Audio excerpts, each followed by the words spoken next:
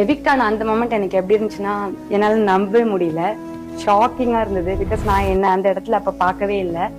ஆனா என் மனசுக்கு ஒன்னே ஒண்ணுதான் தோணுச்சு, மக்கள் தீர்ப்பாதுன்னா அதை நான் தலைவணங்கி ஏத்துக்கிறேன். ஏன்னா எப்பவுமே நான் அதை தான் சொல்லுவேன். உங்க எல்லாருக்கும் தெரியாது இல்ல, ஒரு 24 hours குவாரண்டைன் பண்ணுவாங்க. அந்த 24 hours தான் வந்துட்டு என் லைஃபோட மிக கொடுமையான தருணம். ஒரே ஒரு கேள்விதான் திரும்ப திரும்ப திரும்ப திரும்ப, மக்களுக்கு ஏன் என்ன பிடிக்கல அப்படிங்கிறதுதான்.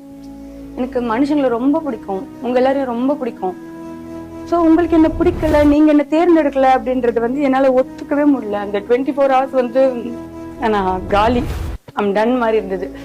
அதுக்கப்புறம் வீட்டுல இருந்து எல்லாரும் வந்து விஜி திரு எல்லா விஷயம் சொல்லி அதுக்கப்புறம் தான் போன உயிர் திரும்பி வந்துச்சுன்னு சொல்லலாம்.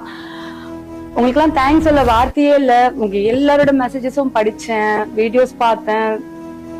Thank you so much. நீங்க எனக்கு என்ன பண்ணிருக்கீங்க அப்படின்றதுக்கு வந்து எனக்கு சொல்ல வார்த்தையே கிடையாது. எனக்கு இருக்கிறதுலாம் ஒரே ஒரு வேண்டுதல் தான், உங்களோட இந்த அன்புக்கு என்னைக்குமே பாத்திரமா இருக்கணும், என்னைக்குமே உண்மையா இருக்கணும், அவ்வளவுதான். Love you so much, love you a lot. இந்த லவ் எப்பவுமே எனக்கு கொடுத்துட்டே இருங்க, நானும் உங்களை லவ் பண்ணிட்டே இருப்பேன். நான் கும்பிடுற சாமிகளும் நான் நம்பின சாமிகளும் என்னை கைவிடல, அவ்வளவுதான். Love you.